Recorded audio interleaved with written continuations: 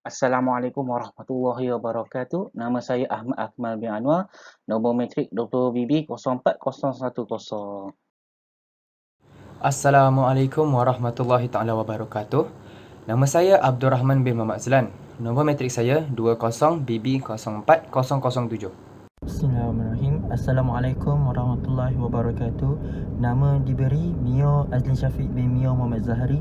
Nombor metrik 20BB040014. Assalamualaikum warahmatullahi wabarakatuh. Nama saya Muhammad Fakhrullah bin Jamsarim. Nombor metrik 20BB040002. Sejarah Islam mula dipelajari oleh masyarakat Melayu seawal kedatangan Islam di alam Melayu melalui kisah-kisah yang dipaparkan melalui Al-Quran. Kerana 2/3 daripada isi kandungan Al-Quran mengandungi kisah sejarah selain hukum hakam. Mereka juga turut didedahkan dengan pelbagai karya pensejarahan Islam yang telah dibawa bersama dalam menjalankan dakwah Islamiah. Okey, bagi teori kedatangan Islam di Nusantara, tidak ada jawapan yang tepat bagi memastikan siapakah yang pertama kali menyebarkan Islam. Ini kerana tiada bukti yang sahih yang ditemui bagi memastikan bilakah tarikh kedatangan mereka dan golongan manakah yang terlebih dahulu menyebarkan Islam.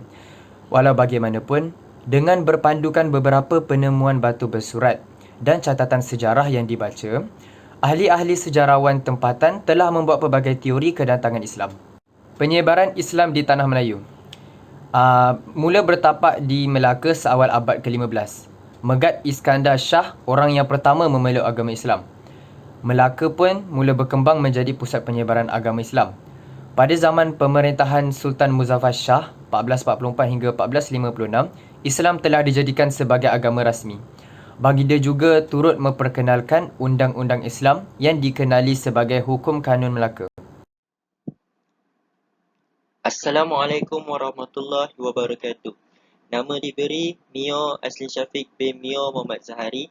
Nombor metrik 20BB040014. Baiklah, saya akan menceritakan tentang Syekh Hamzah Al-Fansuri. Pengenalan beliau adalah beliau seorang cendekiawan, ulama tasawuf, sastrawan dan budayawan terkemuka yang hidup di antara tahun 1576 hingga 1626 Masihi. Fansur merupakan gelaran kepada sebuah tempat yang bernama Barus, iaitu sebuah kota kecil di pantai barat Sumatera yang terletak antara kota Sibolga dan Singkil. Beliau juga menjadi pusat pendidikan Islam yang melahirkan ramai ulama terkenal. Beliau seorang anak yatim piatu sejak kecil dan beliau juga memencilkan diri dan mengembara dari sebuah negeri ke negeri yang lain untuk mencari bukti kewujudan Tuhan seperti Tanah Melayu dan sebagainya. Latar belakang pendidikan beliau adalah beliau menghabiskan banyak masanya dengan mempelajari pelbagai ilmu pengetahuan. Seterusnya, beliau memulakan pembelajaran di Aceh, diikuti dengan Tanah Melayu dan sebagainya. Selain itu, beliau sangat mahir dalam ilmu-ilmu fiqh, tasawuf, falsafah, mantik, ilmu kalam, sejarah, sastra dan lain-lain. Beliau juga berkebolehan menguasai pelbagai bahasa asing seperti bahasa Arab, Urdu, Parsi, Melayu dan Jawa. Baiklah, seterusnya pemikiran Syekh Hamzah Al-Fansuri. Okey. Pelibatan gerakan kerohanian kaum Sufi dalam penyebaran Islam telah mempercepatkan perkembangan peradaban umat Islam yang secara langsung menyebar dan memperkembang pengaruh tasawuf dalam kalangan masyarakat Islam. Seterusnya, Syekh Hamzah Al-Fansuri sangat terkesan dengan fahaman wahdat al-wujud yang diasaskan oleh Ibnu Al-Arabi dan Al-Mansur Al-Hallaj. Seterusnya, fahaman ini ialah satu jalan untuk mengenal Tuhan. Okey. Al-Fansuri telah menjelaskan dalam kitabnya Syarab al-Ashikin bahawa mengenal Tuhan mestilah melalui beberapa tahap, iaitu berguru, memahami syariat, memasuki tarekat dan sampai kepada hakikat, iaitu makrifat Allah SWT. Okey, seterusnya, bagi Al-Fansuri, zat Allah SWT dengan wujud Allah SWT esa hukumnya. Wujud Allah SWT dengan wujud alam juga esa hukumnya.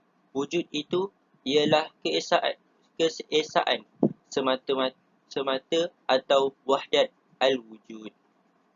Okey, akhir sekali, tetapi fahaman yang dikemukakan oleh Syekh Hamzah Al-Fansuri dan pengikut-pengikutnya mengenai wahdat al-wujud telah ditolak keras oleh ulama selepasnya, iaitu Syekh Al-Nur Al-Din, yang membawa kepada pembakaran buku-buku tulisan Syekh Hamzah Al-Fansuri. Baiklah, seterusnya hasil karya beliau.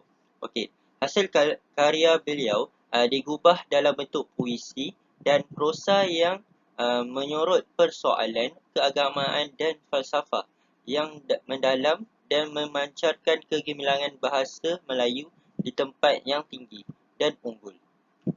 Karya-karyanya dan anak muridnya dibakar berdasarkan perintah Sultan Iskandar Sani.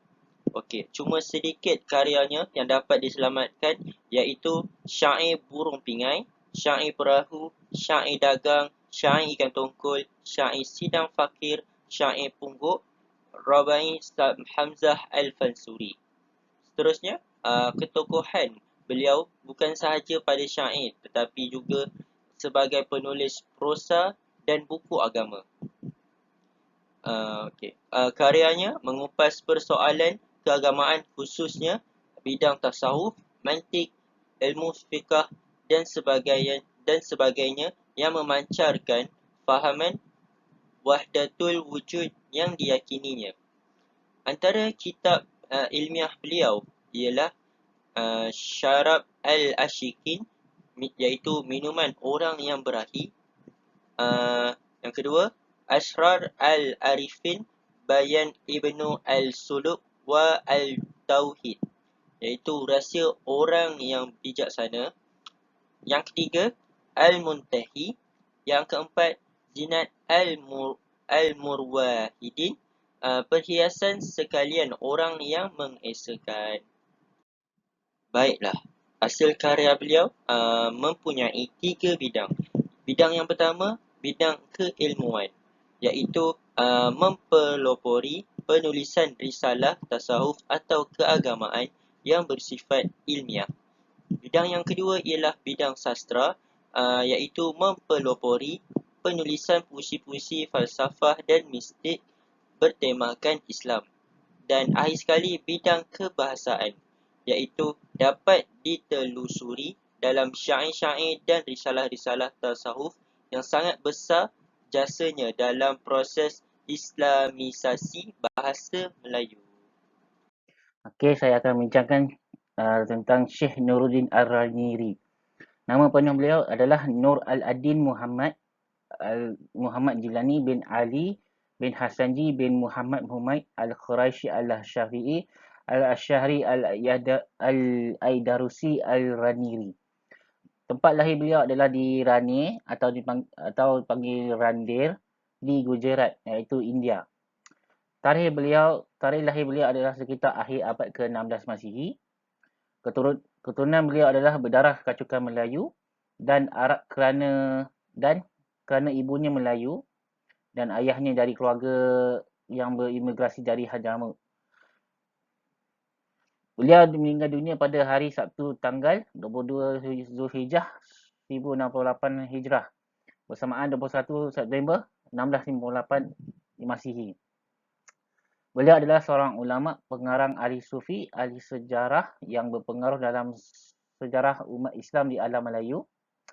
Sebaris dengan beberapa tokoh iman Aceh yang selain seperti Hamzah Al-Fansuri, Syamsuddin Al-Sumatrani, Abdul Rauf Al-Sinkali, walaupun berbeza latar belakang pendidikan dan pemikiran.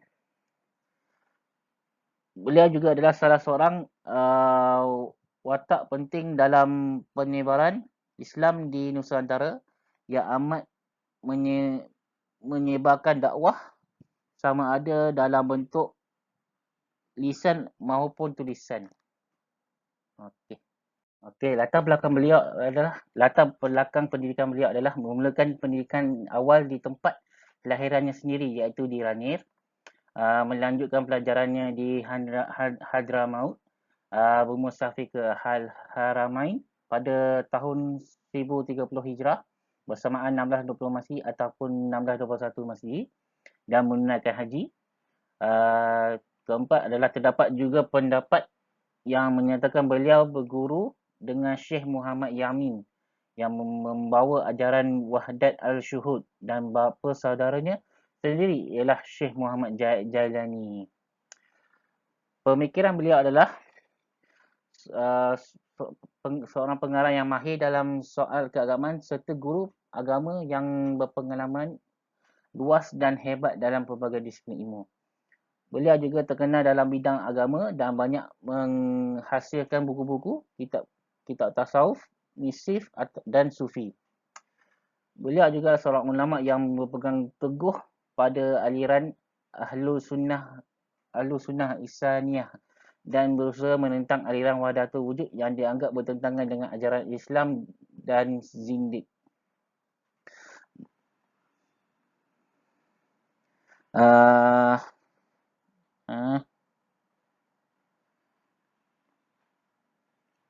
Beliau juga adalah pernah dilantik sebagai mufti dan sangat berpengaruh kepada Sultan Iskandar Thani.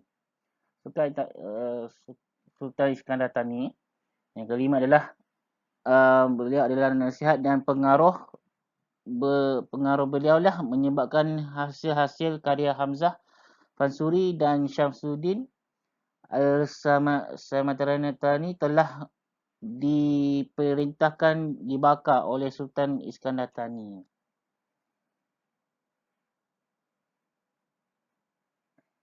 Okey, ini adalah hasil karya beliau yang menghasilkan lebih daripada 21 buah kitab.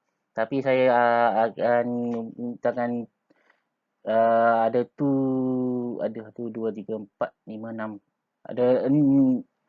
Ada 7 kitab dia. Yang pertama adalah kitab Hilal Zil. Kitab yang kedua adalah Bustan Al-Salatin. 3 Siratul Mustaqim. 4 Akhbar Al-Akhirat. Yang kelima Jawahir Al-Ulum. Yang keenam Syifa Al-Qulub. Yang ketujuh Asrar Al-Ihsan fi Makhrifat Ar-Ruh Ar-Rahman. Okey, baiklah. Yang terakhir, Profesor Ungku Aziz. Pengenalan. Nama beliau Profesor Diraja Dr. Ungku Abdul Aziz bin Ungku Abdul Hamid. Dilahirkan pada 28 Januari 1922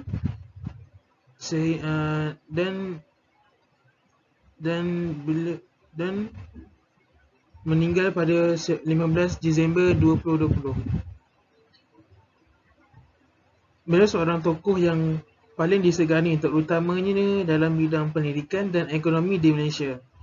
Mendapat gelaran Profesor Diraja dan satu-satunya pemegang gelaran tersebut di Malaysia. Beliau juga keturunan Diraja Johor. Latar belakang pendidikan, pada tahun 1934, Ungku Aziz tamat sekolah rendah dan menyambung pendidikan menengah di Maktab Sultan Abu Bakar Johor Bahru dan Kolej Raffles Singapura. Pendidikannya tertangguh seketika berikutan peristiwa pendudukan Jepun di Tanah Melayu semasa Perang Dunia Kedua. Selepas tamatnya perang, Ungku Aziz menyambung pengajian di Universiti Malaya Singapura dan memperoleh ijazah dalam bidang ekonomi serta ijazah Doktor Falsafah di Universiti Waseda, Jepun, dan menjadikan beliau anak Melayu pertama yang melanjutkan pelajaran di situ. Selepas tamatnya pengajian, Tunku Aziz menyertai Perkhidmatan Awam Johor JCS pada tahun 1951. Seterusnya, pemikiran Profesor Tunku Aziz. Yang pertama, beliau telah mengasaskan tabung haji pada bertarikh 30 September 1959. Beliau menulis sebuah kertas kerja yang bertajuk Rancangan Membaiki Keadaan Ekonomi Bakal-Bakal Haji kepada Kerajaan. Lantas pada 30 September 1963, tabung haji mula beroperasi dan ia menjadi kenyataan Profesor Tunku Aziz. Yang kedua, dasar ekonomi baru.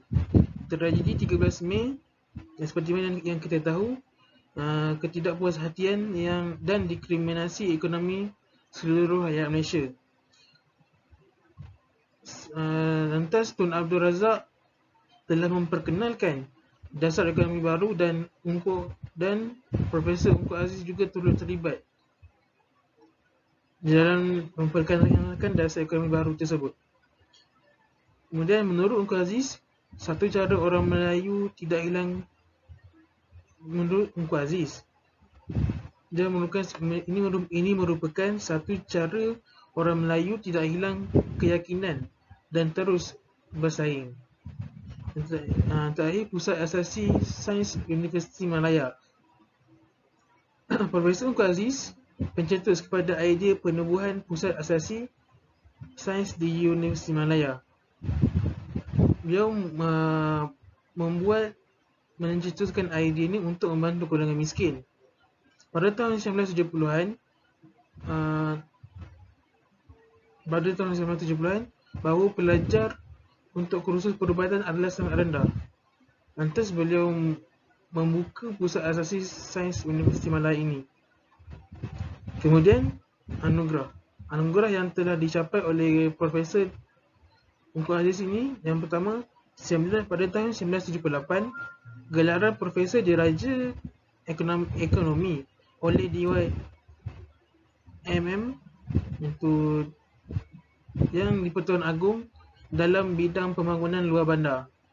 Kedua, pada tahun 1997, Profesor Tunku Aziz ditabarkan sebagai tokoh Ma'al Hijrah. Seterusnya, pada tahun 1981, beliau dapat Japan Foundation Award. Pada tahun 2002, beliau ditabarkan sebagai tokoh koperasi negara. Dan yang terakhir, pada tahun 2006, beliau mendapat anugerah akademik negara. Secara kesimpulan, terdapat ramai lagi golongan falsafah dan pemikiran Islam. Kita perlu rasa bersyukur kerana walaupun tiada lagi Nabi selepas Nabi Muhammad SAW, agama Islam tetap kekal sehingga kini dan semakin lama, semakin luas pengaruh Islam hingga ke seluruh dunia. Kita juga perlu rasa bersyukur kerana masih terdapat lagi para falsafah seperti mereka yang wujud di dunia sekarang. Dengan pertolongan Allah Subhanahu Wa Taala, falsafah Islam terbentuk di alam Melayu. Okay, baiklah, sekian saja daripada kami.